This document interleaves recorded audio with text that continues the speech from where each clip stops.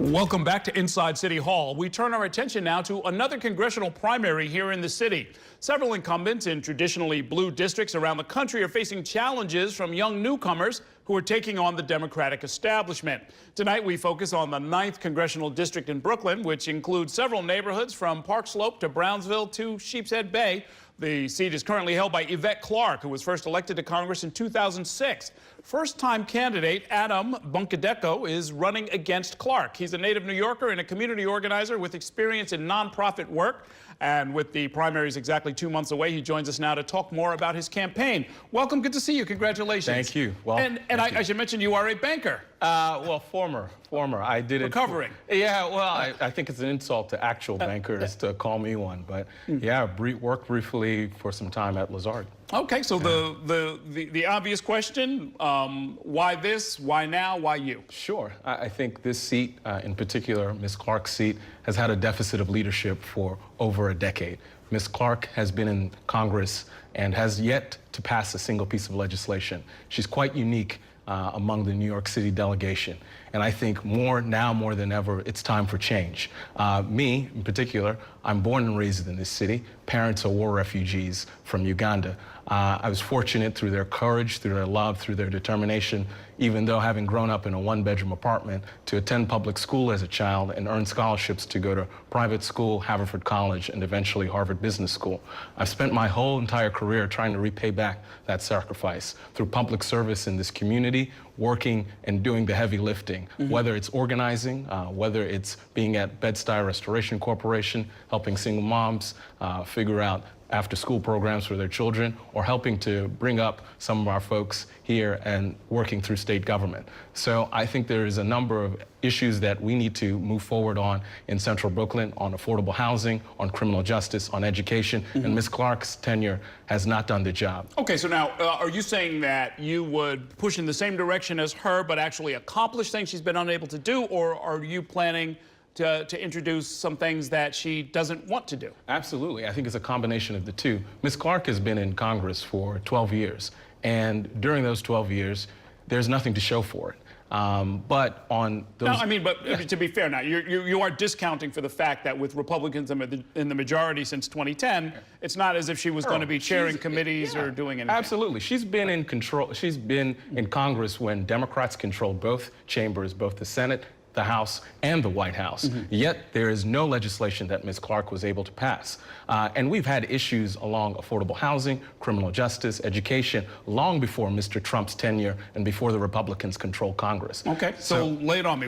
Absolutely. What's I think the first program that I would want to get done on affordable housing is a Mitchell-Lama program, a new Mitchell-Lama program on the federal level. We are going through an enormous amount of change here in central Brooklyn, and rent is up over 20% or more in some parts. Folks like my parents cannot find a place to even call home, let alone those who are here and struggling to pay rent. So I would want to create on the federal level a Mitchell-Lama program that not only allows for folks who make between $30,000 and $80,000 access to affordable rentals, but also pathway to ownership. What made Mitchell-Lama so successful here in the city and in the state was that it gave low and moderate income folks a chance at not only renting, but owning. And that's what we need in order to stem the tide of gentrification. So, I mean, what you're talking about essentially is a federal program that would subsidize affordable housing. Absolutely. But here again, is this something you're saying it has not occurred to Yvette Clarke, or she has been unable to get it done? And if it's you as a freshman, how do you get it done? Absolutely. It's both. It's on both fronts. Not only has it not occurred to Ms. Clarke, but to get it done. It hasn't been happening. As a freshman, of course, we are going to be taking back the House. I hope, as Democrats take back control of Congress this upcoming fall, alongside working with moderate Republicans and those who want to get things done. In an infrastructure bill, we could be able to stick an amendment in there to be able to not only get that sort of bill passed, a Mitchell-Lama style subsidy, because again, Brooklyn is not the only place in this country that's going through gentrification. You go to San Francisco, you go to LA, you go to any major metropolitan area, they're going through the same issue.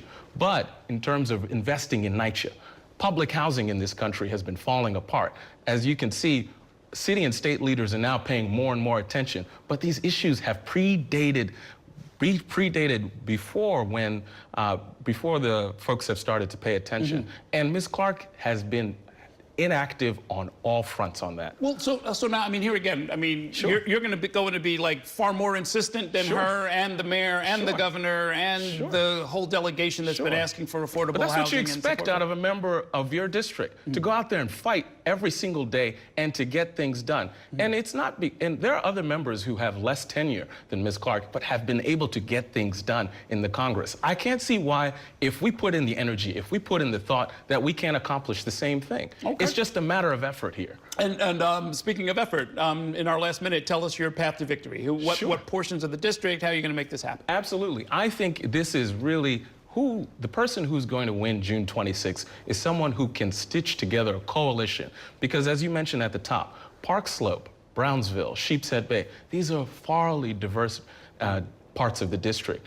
But whoever is going to best represent it, whoever is going to best fight for working families, is going to be a person who can be able to bridge and unite all those different groups together in order to forge a new vision forward. Which piece of your resume, your biography, your experience, your community service do you think people should focus on to see how you might be able to pull something like that? I think all of it. I think for me, again, I was born to 2 war refugees. My dad came to this country with $50. He worked at McDonald's. He was able to save up enough money to bring my mom over.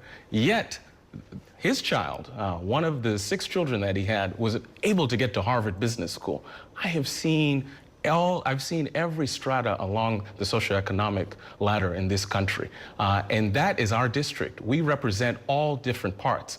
We have black folks, we have white folks, we have rich folks, we have poor folks. And to me, all of my experiences throughout my life have enabled me to be able to build that coalition that will get us a better future. Okay, we will see how all of this works out. Absolutely. We'll see you out on the campaign trail. I live in this district, so I will be following whether I want to or not. Absolutely. Of course, we will ask your opponent, Yvette Clarke, to come in, and who knows, we might even be able to put together a debate. We'll see. So long as you're moderating, yeah. Okay, I like the way you talk. You should talk to some of these other candidates out here.